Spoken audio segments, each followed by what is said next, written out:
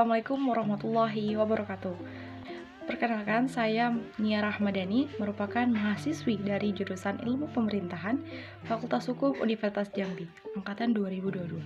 Kali ini saya akan memaparkan materi mengenai dasar teori sistem pemerintahan dengan mata kuliah Pemerintahan Nasional, dosen pengampu Bapak Alfa Briansyah, SIP, MIP. Indonesia merupakan negara yang memiliki sistem pemerintahan presidensial. Pada zaman dahulu memiliki banyak sekali sistem pemerintahan. Untuk itu, mari kita membahas sama-sama mengenai dasar teori sistem pemerintahan yang ada di Indonesia. Jadi ada 6 dasar sistem pemerintahan. Yang pertama, teori pemisahan kekuasaan yang didasari oleh penguasa yang sewenang-wenang menggunakan kekuasaan, bagaimana caranya, dan juga untuk bagaimana sejarah terjadinya sistem pemerintahan, siapa saja tokohnya, dan konsep apa yang sudah disampaikan oleh teori pemisahan kekuasaan. Selanjutnya yang kedua tentang teori demokrasi, teori yang sudah terjadi sejak lama pada zaman Yunani kuno pada abad ke-3 sampai ke-4 sebelum Masehi. Yang ketiga, teori negara berdasarkan hukum, teori negara hukum. Adanya penindasan negara terhadap rakyat merupakan negara konstitusi, negara yang berdasarkan atas dasar hukum. Yang keempat, teori negara konstitusi, adanya pembatasan kekuasaan dan wewenang berdasarkan konstitusi negara Indonesia. Yang kelima, ajaran negara kesejahteraan. Negara harus menjalankan konstitusi dengan memperhatikan rakyat, memperhatikan kesejahteraan rakyat. Yang keenam, ajaran sistem pemerintahan, adanya sistem parlementer dan sistem presidensial. Untuk itu, pertama kali yang akan kita bahas itu adalah teori pemisahan kekuasaan. Teori pemisahan kekuasaan atau separation of power melatar belakangi munculnya teori pemisahan kekuasaan itu pertama kali dipopulerkan secara ilmiah oleh John Locke, seorang filosof berkebangsaan Inggris 1632 sampai 1704. Dalam bukunya yang berjudul Two Treatises of Government, mengusulkan agar kekuasaan di dalam negara dibagi ke dalam beberapa organ-organ negara yang berbeda-beda, yang terbit pada tahun 1690. Pemikiran John Locke ini lahir sebagai bentuk reaksi terhadap absolutisme dengan mendukung pembatasan kekuasaan politik raja. John Locke berpendapat bahwa alasan mengapa manusia memasuki suatu social contract atau kontrak sosial adalah untuk mempertahankan kehidupan, kebebasan, dan hak untuk memiliki. Pemikiran dari John Locke itu ternyata mempengaruhi ahli hukum Prancis yang bernama Montesquieu 1689 sampai 1755 untuk lebih menyempurnakan konsep pemisah kekuasaan menurut John Locke. Dalam hal ini, Montesquieu yang memiliki buku yang berjudul The Spirit de Louis terbit tahun 1748 yang isinya mengemukakan teori pemisahan kekuasaan negara. Teori menurut Montesquieu itu dikenal dengan trias politica. Nah, teori pemisahan kekuasaan tadi yang dikembangkan oleh John Locke dan Montesquieu itu muncul sekitar abad ke-17 sampai abad ke-18. Prinsip pemisahan kekuasaan itu dikembangkan oleh dua pemikir besar dari Inggris dan dari Prancis, John Locke dan Montesquieu. Konsep pemisahan kekuasaan yang dikemukakan oleh dua pemikir besar tersebut kemudian dikenal dengan teori trias politica. Menurut John Locke, kekuasaan itu dibagi ke dalam 3 kekuasaan, yaitu kekuasaan itu adalah legislatif, eksekutif, dan federatif. Kekuasaan legislatif itu dibuat untuk membuat peraturan dan undang-undang. Kekuasaan eksekutif bertugas untuk melaksanakan undang-undang yang ada di dalamnya, termasuk kekuasaan untuk mengadili. Kemudian kekuasaan federatif itu tugasnya meliputi segala tindakan untuk menjaga keamanan negara dalam hubungan dengan negara lain, atau biasa kita kenal dengan mengadakan hubungan luar negeri. Nah, sementara itu, Montesquieu dalam pemisahan kekuasaan juga membedakannya ke dalam 3 bagian pula, meskipun ada perbedaan dengan konsep yang disampaikan oleh John Locke, yaitu menurut Montesquieu ada 3 kekuasaan. Yang pertama kekuasaan legislatif, eksekutif, dan yudikatif. Kekuasaan eksekutif itu bertugas untuk menyelenggarakan undang-undang, tetapi oleh Montesquieu diutamakan tindakan di bidang politik luar negeri. Kemudian legislatif itu bertugas untuk membuat undang-undang, kekuasaan yudikatif bertugas untuk mengadili atas pelanggaran undang-undang. Legislatif membuat undang-undang, eksekutif melaksanakan undang-undang, yudikatif melaksanakan atau menjalankan kekuasaan kehakiman. Nah, dari dua pendapat ini, ada perbedaan pemikiran John Locke dan Montesquieu. John Locke memasukkan yudikatif itu ke dalam eksekutif. Sedangkan menurut Montesquieu, memandang bahwa kekuasaan pengadilan atau kekuasaan yudikatif itu sebagai kekuasaan yang seharusnya berdiri sendiri. Jadi, perbedaan antara konsep John Locke dan konsep Montesquieu terbagi menjadi dua, yaitu menurut John Locke, kekuasaan eksekutif itu kekuasaan yang mencakup kepada kekuasaan yudikatif. Karena mengadili itu berarti melaksanakan undang-undang. Sedangkan kekuasaan federatif, menurut John Locke, kekuasaan hubungan luar negeri itu seharusnya kekuasaan yang berdiri sendiri. Sedangkan menurut Montesquieu, kekuasaan eksekutif itu kekuasaan yang mencakup federatif. Karena hubungan luar negeri itu termasuk kekuasaan eksekutif. Sedangkan kekuasaan yudikatif harus merupakan kekuasaan yang berdiri sendiri dan terpisah dari kekuasaan eksekutif. Baik, selanjutnya tokoh-tokoh dari teori pemisahan kekuasaan. Kalau tadi kita mendengar John Locke dan Montesquieu itu merupakan tokoh besar dalam teori pemisahan kekuasaan. Tokoh teori pemisahan kekuasaan yang pertama adalah Montesquieu atau dengan bahasa Baron de Montesquieu yang lahir pada 18 Januari tahun 1689, tepatnya di Blarade, di Prancis. Montesquieu itu adalah seorang pemikir politik asal Prancis yang hidup pada abad atau era pencerahan atau Enlightenment.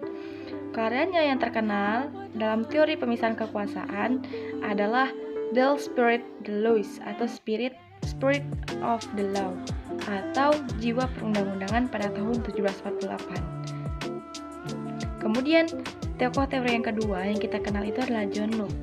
John Locke itu lahir pada 29 Agustus tahun 1632, tepatnya di Warrington, Inggris.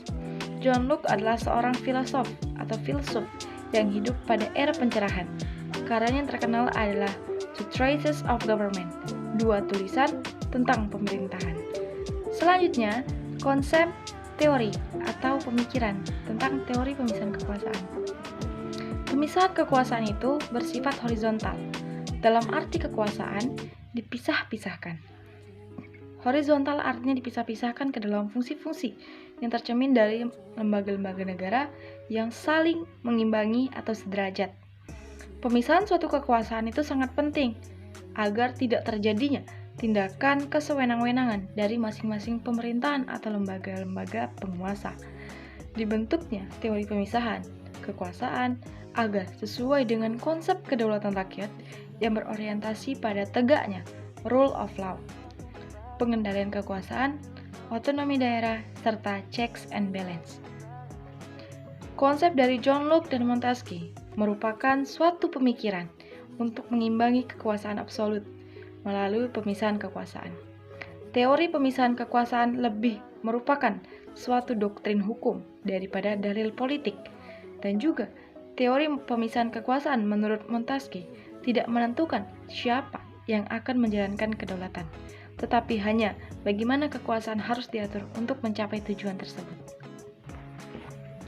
Pemisahan kekuasaan perundang-undangan sesuai dengan prinsip checks and balance. Adanya prinsip checks and balance, kekuasaan itu mudah diatur, dibatasi, dan mudah dikontrol dengan sebaik-baiknya.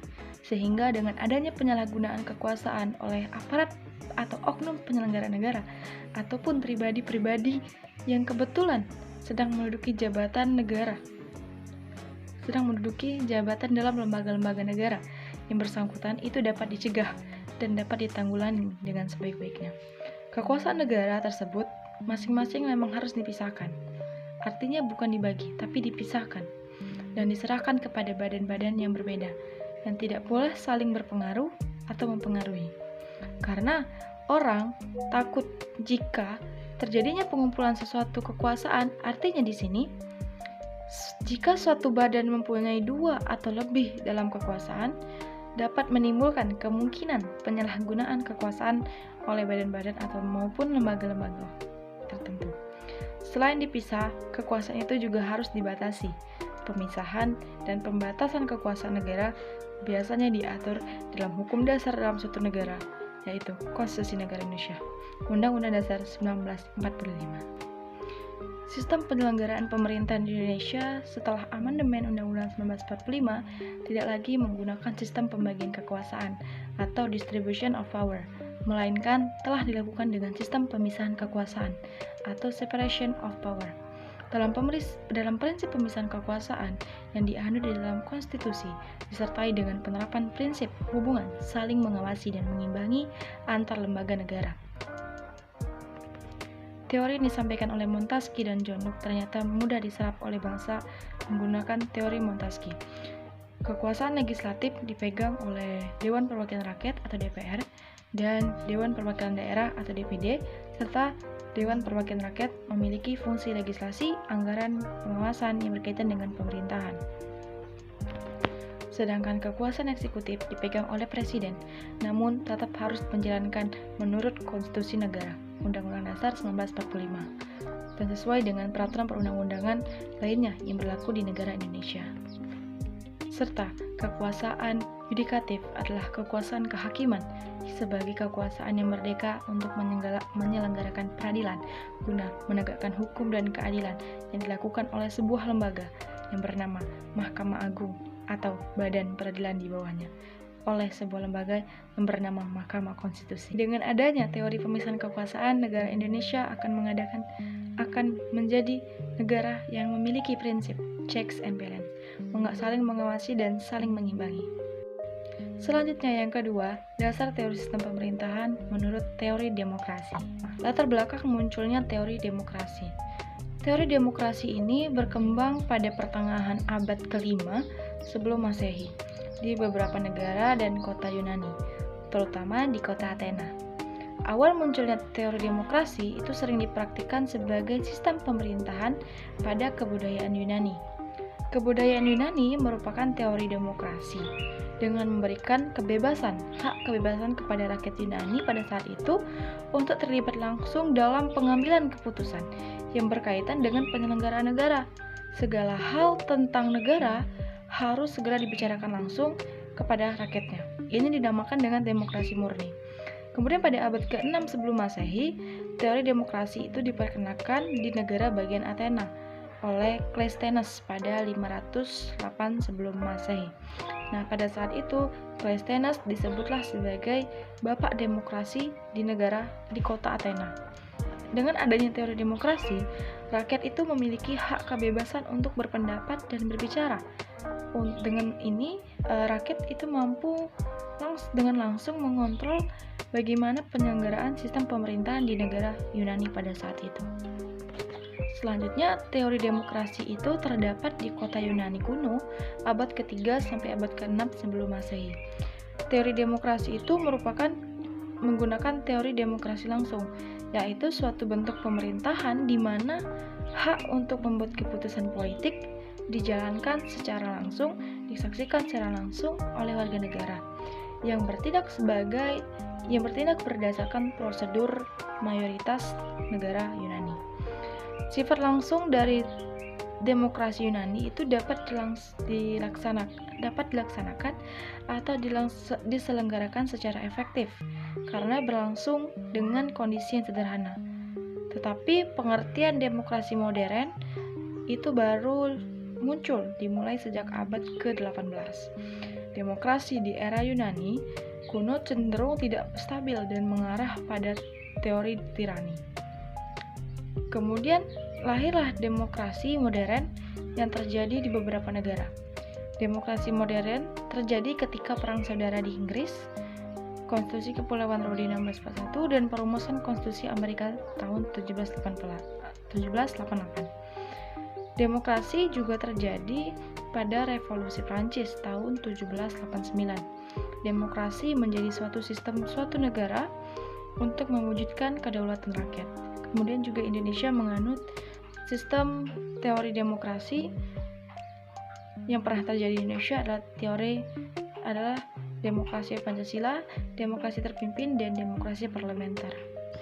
Nah, teori demokrasi itu merupakan suatu sistem yang telah dijadikan sebagai bahan alternatif dalam berbagai tatanan atau susunan aktivitas bermasyarakat dan bernegara di beberapa negara.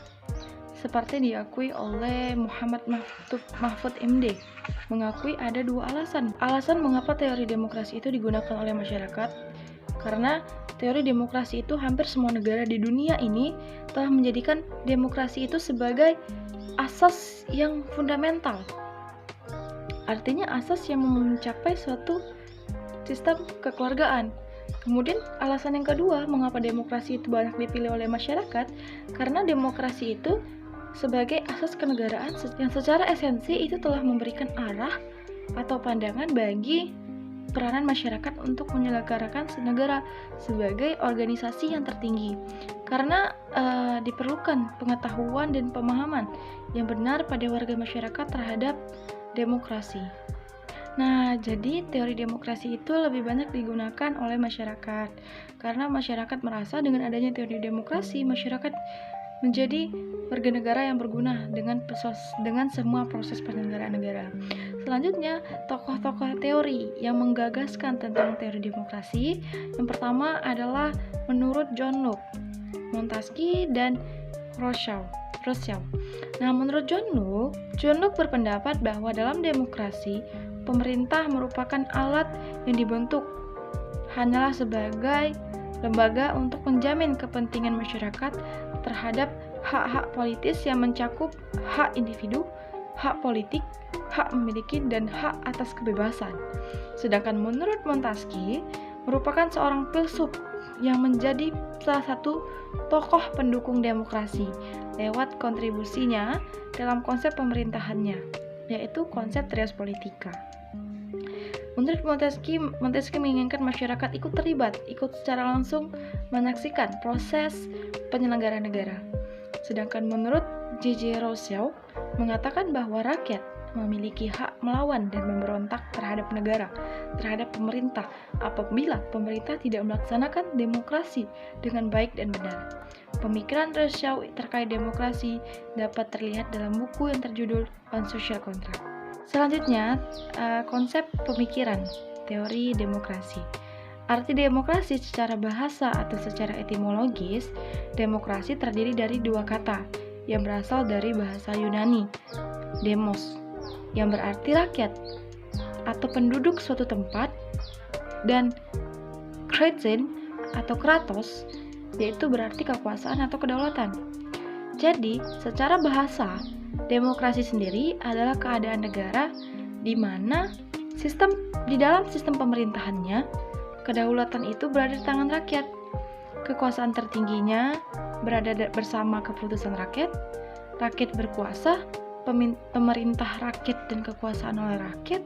Jadi dengan adanya demokrasi, itu merupakan suatu bentuk penyelenggaraan yang secara langsung dari rakyat, oleh rakyat, dan untuk rakyat, as government of the people, by the people, and for the people.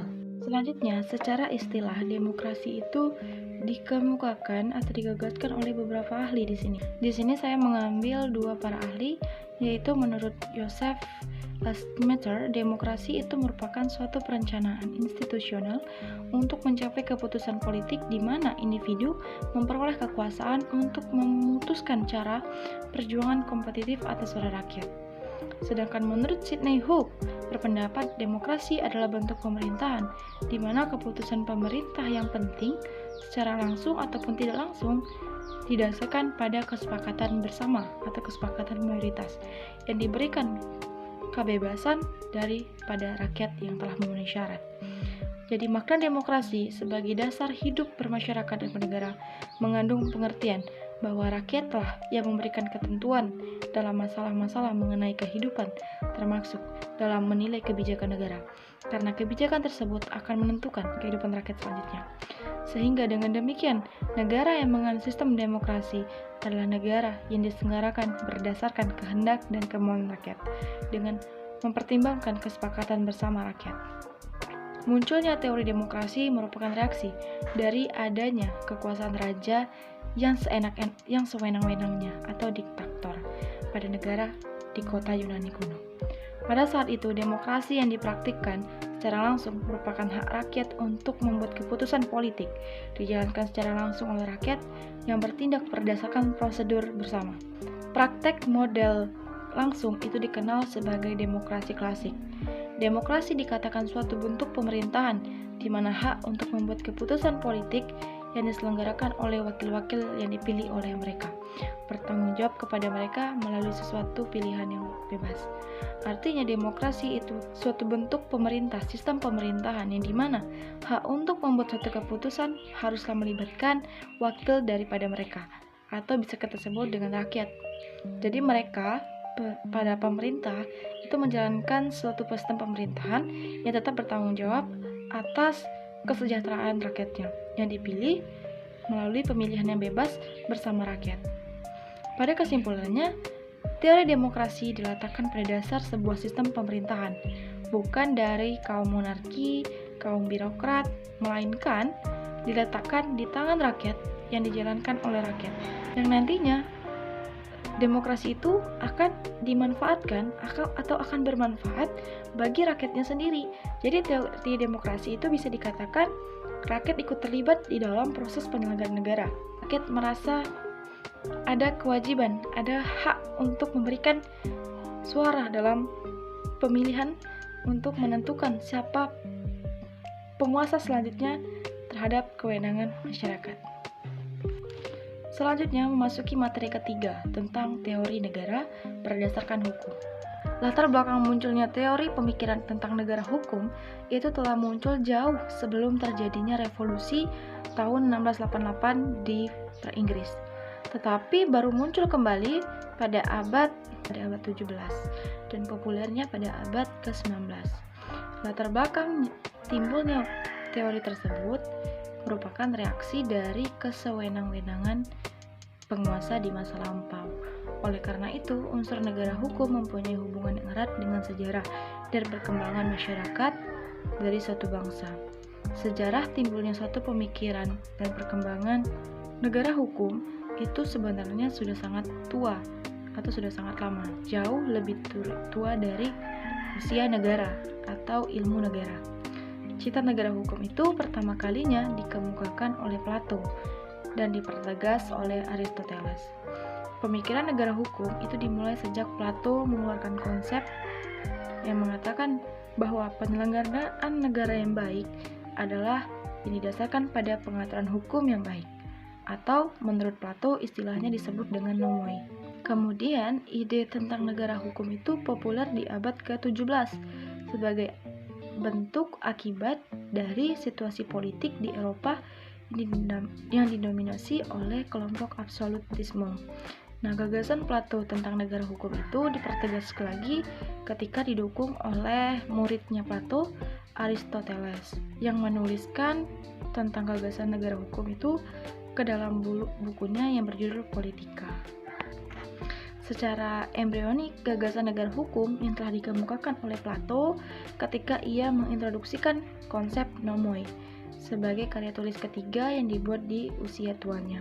Sementara itu di dalam dua tulisan pertama, Politeia dan Politikos, itu belum muncul setelah negara hukum. Dalam perkembangannya, paham negara hukum itu tidak dapat dipisahkan dari paham kerakyatan, sebab pada akhirnya hukum yang mengatur dan membatasi kekuasaan negara atau pemerintah diartikan sebagai hukum yang dibuat atas dasar kekuasaan dan kedaulatan rakyat. Dalam kaitannya dengan negara hukum, kedaulatan rakyat adalah unsur material negara hukum, di samping masalah kesejahteraan rakyat. Pemikiran tentang negara hukum ini telah mengalami rute perjalanan yang panjang, karena pemikiran negara hukum sejauh ini dapat digali secara historis atau sejarah. Teori negara berdasarkan hukum dimulai sekitar abad ke-5 sebelum Masehi. Ketika itu, kehidupan masyarakat yang sedikit lebih maju dari masa sebelumnya telah melahirkan para filosof brilian yang berupaya menemukan hakikat kebenaran dan arti kehidupan manusia itu sendiri. Lewat filosof-filosof tersebut, akhirnya lahirlah sebuah gagasan ideal dan salah satunya tentang cita negara hukum. Selanjutnya, tokoh-tokoh teori negara berdasarkan hukum. Yang pertama ada Plato. Plato tahun 429 sampai 347 sebelum Masehi, misalnya melalui lewat karya Politeia, Politikos, dan Nomoi, telah mencoba memformulasikan bagaimana bentuk suatu negara yang dianggap ideal. Di dalam buku Politeia, Plato mengatakan bahwa suatu negara yang ideal harus menempatkan segala aspek kehidupan berada di bawah pengawasan hukum. Karena menurut Plato, hukum adalah aliran emas atau penjelmaan yang berpikir secara benar. Sedangkan menurut Nomoi, Plato mempertegas bahwa adanya peraturan hukum dalam sebuah negara menjadi suatu keharusan, sehingga dalam Nomoi secara rinci mengenai hal-hal yang diatur haruslah berdasarkan pada hukum. Karena pemikiran dari Plato mudah dipahami, konsep negara yang ideal itu adalah suatu negara di mana penyelenggaraan pemerintahnya harus didasarkan pada hukum. Selanjutnya, konsep negara hukum itu dilanjutkan lagi oleh muridnya yang bernama Aristoteles tahun 384 sebelum Masehi. Di dalam karya Aristoteles, Politika buku keempat ditemukan tahun 1891, Aristoteles berpendapat bahwa dengan adanya suatu pemerintahan yang berlandaskan konstitusi akan terlihat dari 3 unsur, yaitu adanya pemerintahan yang dilaksanakan untuk kepentingan umum dan bersama yang berdasarkan atas ketentuan umum dan bukan dibuat secara semena-mena, dan adanya pemerintahan yang dilaksanakan atas kehendak rakyat dan bukan atas paksaan atau tekanan. Kedua filosofi dari Plato dan Aristoteles tadi merupakan bagian dari sampel atau contoh yang dapat dikaji bahwa diskusi mengenai teori negara berdasarkan hukum telah berada dalam usia yang sangat panjang atau telah terjadi secara lama. Selanjutnya, tokoh pemikir sebelum lahirnya konsep negara hukum ialah Thomas Hobbes tahun 1588 sampai 1679, John Locke tahun 1632, Montesquieu tahun 1689, dan J.J. Rousseau tahun 1712. Lewat pemikiran-pemikiran para tokoh filosofi Yunani tadi, terungkap bahwa latar belakang pemikiran mereka itu karena adanya berbagai kondisi yang tidak stabil dalam negara pada masa itu. Namun pemikiran yang diberikan akhirnya itu cenderung melahirkan suatu kenyataan bahwa pemerintahan yang terwujud adalah pemerintahan yang absolut, di mana raja-raja yang kuat memiliki kedaulatan absolut tanpa ada mekanisme pengontrolnya. Selanjutnya, pemikiran atau konsep teori dari negara berdasarkan hukum. Negara hukum adalah negara yang berdasarkan atas hukum dan keadilan bagi warganya. Maksudnya adalah segala kewenangan dan tindakan alat-alat perangkat negara, atau dengan kata lain, itu diatur oleh hukum. Hal demikian akan mencerminkan keadilan bagi pergaulan hidup warganya. Lembaga negara adalah alat perlengkapan negara, sebagaimana dimaksudkan dalam Undang-Undang Dasar tahun 1945, yaitu MPR, DPR, DPD, Presiden dan Wakil Presiden, BPK, Mahkamah Agung, Mahkamah Konstitusi, dan Konstitusi Yudisial. Lembaga-lembaga tersebut digunakan untuk menampung kekuasaan agar bisa dilaksanakan yang sebenar-benarnya. Kekuasaan MPR sendiri menerima kekuasaan itu daripada rakyat. Ada 3 unsur negara hukum, yaitu pemerintahan dilaksanakan untuk kepentingan umum, negara dilaksanakan atas dasar hukum, bukan hukum yang menyampingkan negara. Negara hukum adalah negara yang dilaksanakan atas kehendak rakyat, bukan tekanan daripada penguasa. Dalam perkembangannya, konsep tentang negara hukum mengalami perumusan yang berbeda-beda.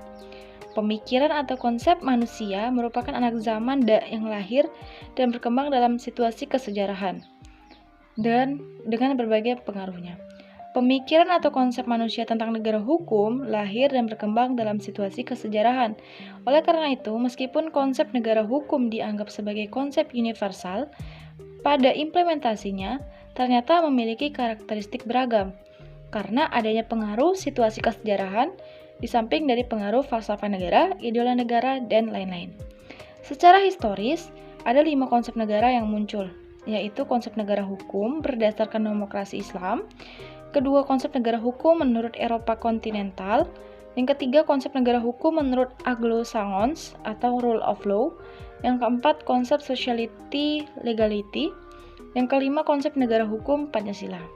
Konsep negara hukum tersebut selanjutnya berkembang di dalam dua sistem hukum saja, yaitu sistem Eropa kontinental atau Rechtsstaat dan sistem Anglo-Saxon rule of law. Rule of law itu berkembang di negara-negara Anglo-Saxon seperti di Amerika Serikat. Konsep negara hukum Eropa kontinental atau Rechtsstaat dipelopori oleh Immanuel Kant dan Friedrich Julius Stahl. Adapun konsep negara hukum dipelopori oleh Avi Dicey dari Inggris. Secara etimologis, istilah negara berasal dari bahasa Inggris state, Belanda staat, Itala icet, Arab daulah. Kata stat berasal dari kata Latin status atau statum, yang berarti menaruh dalam keadaan berdiri, membuat berdiri, dan menempatkan diri. Menunjukkan bentuk atau sifat yang saling mengisi antara negara di satu pihak dan hukum di pihak lain. Tujuan adanya negara adalah untuk memelihara ketertiban hukum. Negara hukum membutuhkan hukum dan hukum dijalankan melalui otoritas negara. Ada beberapa istilah asing yang digunakan sebagai pengertian negara hukum, yaitu Rechtsstaat, rule of law, dan etat de droit. Arti dari konsep negara hukum adalah negara yang berlandaskan atas dasar hukum dan keadilan serta kesejahteraan bagi warganya. Dalam artian bahwa segala kewenangan atau tindakan alat perlengkapan negara atau penguasa semata-mata berdasarkan hukum. Atau dengan kata lain, semua tindakan yang dijalankan oleh pemerintah haruslah diatur oleh hukum. Hal itu akan mencerminkan keadilan bagi pergaulan hidup warganya. Selanjutnya, yang keempat, teori negara konstitusi. Latar belakang munculnya teori konstitusi dikenal sejak zaman Yunani Purba. Hanya konstitusi itu masih diartikan material, karena konstitusi belum diletakkan dalam suatu naskah yang tertulis. Dapat dibuktikan dengan paham Aristoteles yang membedakan istilah politeia dan nomoi. Politeia menurut Aristoteles adalah suatu konstitusi, sedangkan nomoi menurut Aristoteles adalah undang-undang biasa. Dari kedua istilah tersebut terdapat perbedaan bahwa politeia mengacung pada kekuasaan yang lebih tinggi daripada nomoi, karena politeia merupakan kekuasaan untuk membentuk, sedangkan pada nomoi kekuasaan itu tidak ada karena hanya memberikan materi yang dibentuk agar supaya tidak tercerai-berai. Menurut sejarah Yunani, konstitusi itu berhubungan erat dengan ucapan res publica constituere. Lahirlah semboyan yang berbunyi prinsip legibus solutus ex atau salus publica suprema lex, yang artinya rajalah yang berhak menentukan organisasi atau struktur daripada negara. Oleh karena itu, raja disebut sebagai satu-satunya pembuat undang-undang. Dalam sejarah, pengertian konstitusi dan undang-undang dasar itu dimulai sejak Oliver Cromwell atau Lord Protector pada saat kerajaan Inggris tahun 1599 sampai 1658 yang menamakan undang-undang dasar itu sebagai The Instrument of Government, yang berarti bahwa undang-undang dasar dibuat sebagai pegangan untuk memerintah. Dan dari sinilah muncul identifikasi dari konstitusi dan undang-undang dasar. Kemudian pada tahun 1787, pengertian konstitusi menurut Cromwell diambil alih oleh Amerika Serikat, yang selanjutnya diambil alih lagi oleh Lafayette pada negara Inggris tahun 1789. Munculnya gagasan itu lebih dahulu dari konstitusi dan konstitusionalisme, mulai berkembang pada abad pertengahan di Inggris, di mana kekuasaan raja yang mutlak di negara tersebut dipaksa untuk mengetahui hak dari kaum bangsawan, yaitu raja tidak dapat memungut pajak kepada kaum bangsawan tanpa persetujuan dari kaum bangsawan tersebut. Jaminan tersebut dicantumkan dalam suatu piagam yang bernama Magna Carta. Konstitusi lahir sebagai perjuangan dari rakyat Inggris, diikuti pula oleh Amerika Serikat tahun 1778 dengan diproklamasikan piagam Bill of Rights. Yang dikemukakan dalam Bill of Rights tersebut merupakan pengaruh dari teori John Locke mengenai teori perjanjian masyarakat atau social contract. Sebelumnya, pada waktu Amerika Serikat dalam perjuangan untuk memperoleh kemerdekaannya, dicetuskanlah Declaration of Independence tahun 1776 yang berisi pernyataan bahwa Tuhan telah memberikan hak kemerdekaan dan hak untuk hidup sejahtera, dan hak-hak tersebut tidak boleh dirampas. Dalam rangka melindungi hak rakyat tersebut, rakyat Amerika Serikat telah menciptakan pemerintah yang harus sesuai dengan kehendak rakyatnya. Maka sejak abad ke-19 timbullah Undang-Undang Dasar yang berasaskan demokrasi sebagai perwujudan gagasan konstitusialisme, di mana adanya Undang-Undang Dasar maka akan menciptakan suatu keadaan di mana kekuasaan tidak akan disalahgunakan dan hak-hak warga negara tidak akan diambil alih oleh penguasa. Selanjutnya, ada beberapa tokoh teori dari negara konstitusi. Menurut David Strauss, konstitusi itu dikatakan hidup jika bisa menyesuaikan dengan kondisi yang baru, tanpa harus dirubah terlebih dahulu. Kemampuan itu akan menjadi sebuah keharusan karena jalur perubahan untuk melakukan perubahan konstitusi sangat sulit dilakukan setiap saat. Menurut Aristoteles membedakan antara konstitusi dengan hukum biasa, berdasarkan pengertian dari kata politeia dan nomoi. Politeia menurut Aristoteles diartikan sebagai konstitusi, sedangkan nomoi diartikan sebagai undang-undang biasa. Selanjutnya, pemikiran atau konsep teori negara konstitusi. Istilah konstitusi menurut Virgilio Projodicoro berasal dari kata kerja dalam bahasa Prancis yang berarti membentuk. Jadi konstitusi itu berarti pembentukan. Yang dibentuk itu adalah satu negara. Maka konstitusi mengandung segala macam peraturan mengenai sendi-sendi pertama untuk menegakkan bangunan yang besar yang bernama negara. Istilah konstitusi sebenarnya tidak dipergunakan untuk menunjuk kepada satu pengertian saja. Dalam praktek, istilah konstitusi sering digunakan di beberapa pengertian. Di Indonesia, dikenal konstitusi sebagai Undang-Undang Dasar. Di Belanda dikenal dengan istilah Grondwet atau Undang-Undang Dasar atau Konstitusi.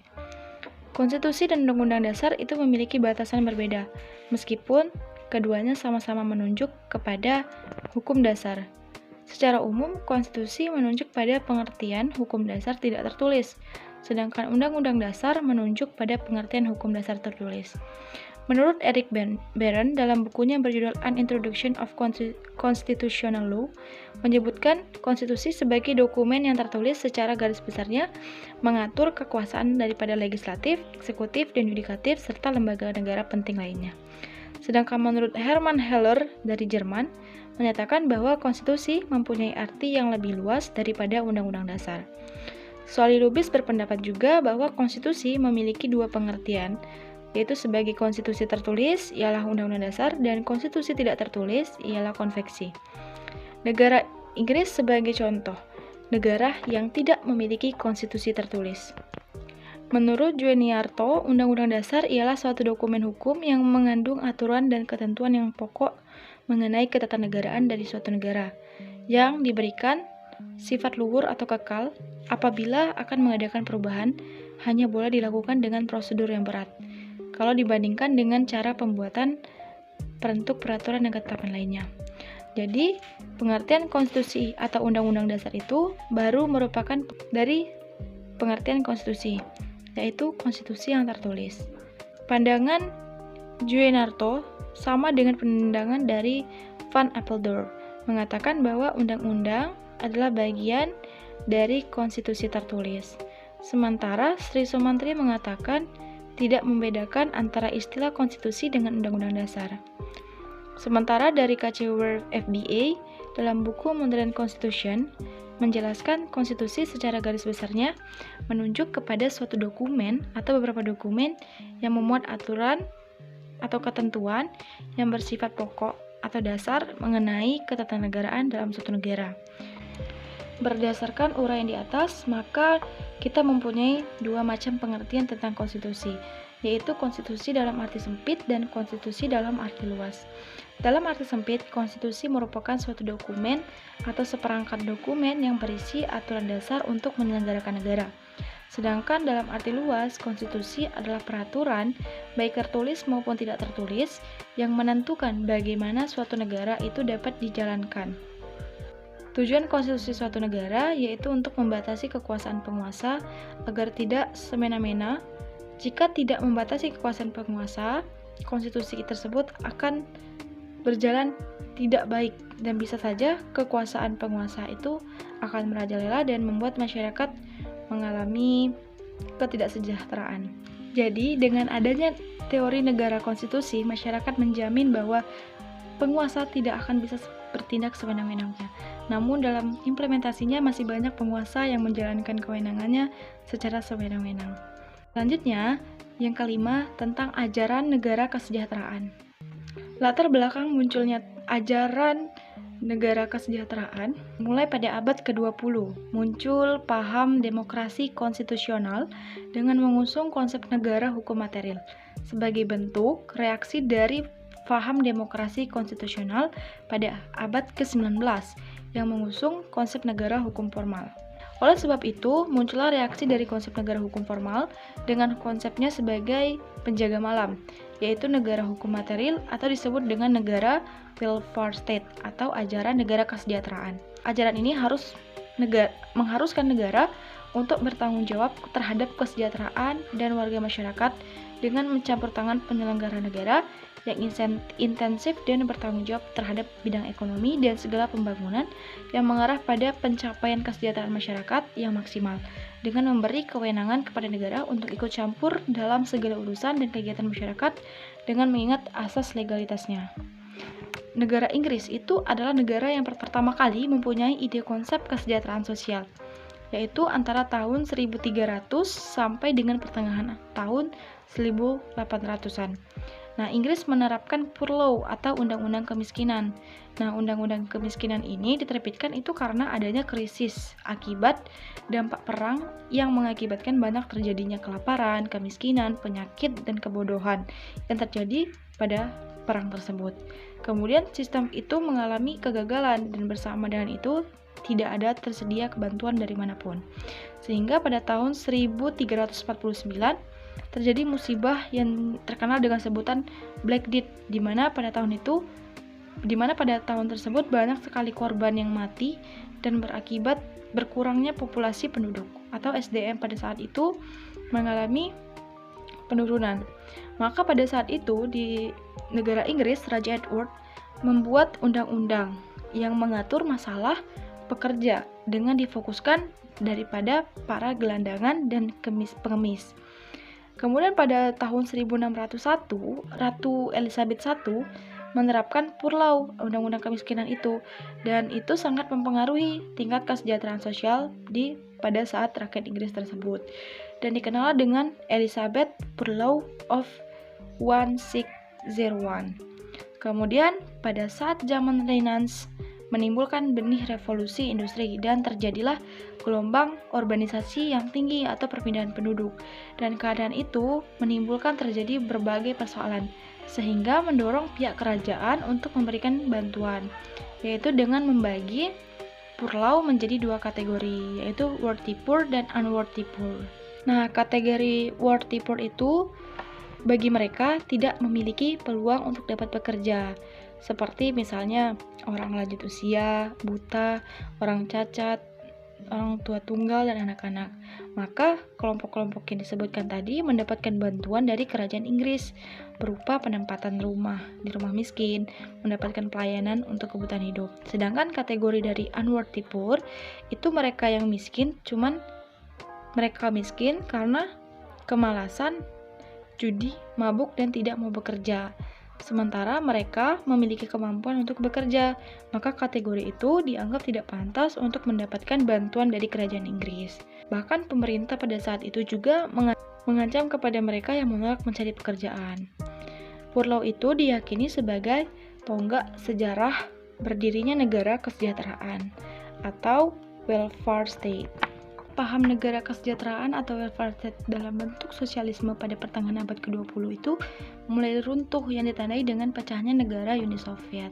Nah, Indonesia pada saat itu juga sebagai salah satu penganut konsep negara hukum yang material, yang juga mengadopsi konsep negara welfare state, dan secara implisit bisa dijumpai pada penjelasan Undang-Undang 45. Serta jika ditelisik secara keseluruhan, isi dari Undang-Undang 45 dapat ditarik kesimpulan bahwa negara Indonesia merupakan negara hukum yang material atau negara dengan konsep kesejahteraan negara, di mana negara mempunyai tanggung jawab mutlak untuk memajukan kesejahteraan umum dan mewujudkan keadilan sosial bagi seluruh negara Indonesia. Selanjutnya, tokoh-tokoh dari teori ajaran negara kesejahteraan. Itu ada Jeremy Bentham, tahun 1748 sampai 1832, merupakan kelahiran dari negara London. Kemudian Otto von Bismarck, kebangsaan Jerman. William Beveridge, kelahiran Bangladesh.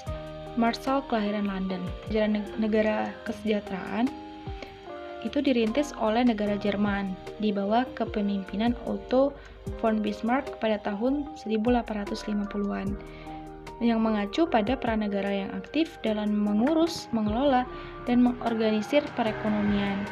Selanjutnya, pemikiran atau konsep teori ajaran negara kesejahteraan.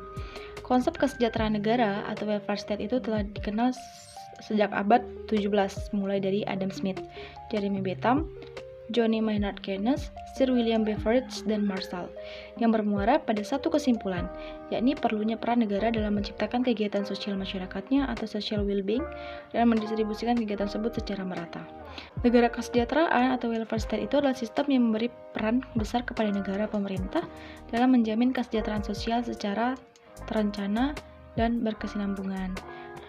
Faktor utama pendorong berkembangnya negara kesejahteraan menurut Persson adalah industrialisasi yang membawa perubahan dramatis dalam tatanan tradisional penyediaan kesejahteraan dan ikatan keluarga. Jadi sistem kesejahteraan itu sebagai hak sosial warga dalam negara kesejahteraan itu harus diimbangi oleh pertumbuhan ekonomi dan kesempatan kerja.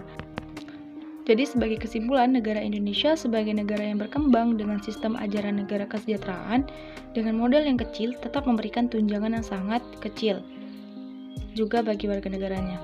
Artinya, sudah semestinya masyarakat tidak terus-menerus mengandalkan bantuan dan tergantung dari pemerintah. Tanggung jawab kesejahteraan pribadi itu terletak kepada pribadi itu sendiri, tanpa mengandalkan bantuan pemerintah yang masih dirongrong adanya perbuatan korupsi. Selanjutnya, materi yang ke-6 tentang ajaran sistem pemerintahan. Latar belakang munculnya teori. Sejarah pemerintahan itu terjadi di zaman purba, pemerintahan Romawi, abad pertengahan, dan zaman modern. Di zaman purba itu ditandai oleh banyaknya sistem pemerintahan, dan sistem yang lebih dikenal itu adalah sistem polis Yunani. Sistem pemerintahan yang dimaksud ialah sistem feodal sampai ke sistem absolutisme, dan kemudian sampai ke sistem pemerintahan kolonial. Pada sistem pemerintahan di zaman purba, sistem yang lebih dikenal itu adalah sistem polis Yunani. Selain polis Yunani, kerajaan Inka yang berdiri tahun 1200 sampai 1500 Masehi telah memiliki sistem pemerintahan yang despotisme. Itu sistem pemerintahan yang ditandai oleh kekuasaan sewenang-wenang dari para penguasa yang tak terbatas. Karena adanya sistem pemerintahan despotisme itu, muncullah teori-teori dari teori Plato dan Aristoteles. Selanjutnya, pemerintahan Romawi pada awalnya dipimpin oleh sejumlah kecil orang. Pada saat pemerintahan Romawi, penduduk terbagi menjadi dua kelas sosial, yaitu kelas patrisian dan kelas plebeyer. Pada abad pemerintahan Romawi, muncullah tokoh yang mempengaruhi pemerintahan Romawi, yaitu Polybius dan Cicero. Selanjutnya, pemerintahan pada abad pertengahan terjadi pada sistem feodal, konflik antara paus dan raja, penafsiran Alkitab, dan teori dua belah pedang. Kemudian pemerintah di zaman modern, semenjak tahun 1500 telah berdiri kerajaan-kerajaan dengan kawasan wilayah, wewenang dan warga negara yang jelas antara lain di Inggris, Spanyol, dan Prancis. Machiavelli menemukan nama jenis bagi kesatuan pemerintahan yang baru tadi, yaitu le state atau negara. Raja mendengar kata negara itu sehingga menjadikan dirinya untuk berbondong-bondong menjadikan dirinya sebagai kunci daripada dalam negara. Machiavelli menganggap bahwa ajaran tentang negara itu dibersihkan dengan pemikiran religius, dan Machiavelli juga membela kekuasaan absolut itu dari kekuasaan raja, bukan kepada kekuasaan paus. Selanjutnya, tokoh-tokoh teori dari ajaran sistem pemerintahan ada Plato dari Athena 428 sampai 347 sebelum Masehi menyatakan bahwa pemerintahan itu harus dilaksanakan berdasarkan pada prinsip akal sehat dan budi pekerti yang baik. Penguasa itu haruslah memiliki pengetahuan ilmiah mengenai problem yang akan dimintai keputusannya. Selanjutnya, tokoh teori Aristoteles tahun 384 sampai 322 sebelum Masehi, mengacu pada prinsip etika pemerintahan dan politik sebagaimana yang telah dituliskan oleh Plato. Selanjutnya, pemikiran atau konsep teori dari teori ajaran sistem pemerintahan menurut Hans Kessel, Muhammad Kusnardin Harmaili Ibrahim, Mahfud, Usai Pranawijaya, Gina Misrohu, Jemila Sidik, sampai dengan Susanti. Kemudian menurut C.F. Strong, Sartori, Arlen Lipjat, dan Asidik.